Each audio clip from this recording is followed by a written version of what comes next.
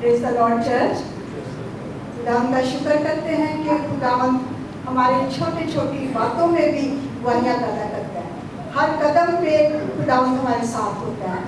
ये सिस्टर का कहना है कि इनकी जो मैडम है बोर्ड की शॉप पे गए ये लोग, तो इसकी मैडम ने इनको बोला कि ये बैंगल है तो आप पहन के देखो, ज़रा पहनो। इन्होंने पहनी तो इनके हाथ में ही बैंगल जो थी वो टेढ़ी हो गई। तो जो शॉपकीपर था उससे बोला कि भाई ये आपने क्या किया? ये डर गई। कहता आपको तो 300 देना पड़ेगा।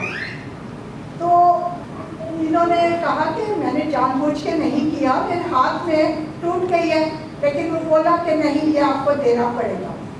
अब वो थोड़ी देर के लिए शायद इधर उधर हुआ। इन्होंने खुदावन को याद किया और खुदावन से कहा, खुदावन मैं कहाँ से 300 रुपया लाऊं, कहाँ से मैं इस आदमी को दूं? तो खुदावन ने इस बेटी की दुआ को सुना और जब वो वापस आया तो कहता छोड़ो, रहने दो, मत दो। हालेलुया।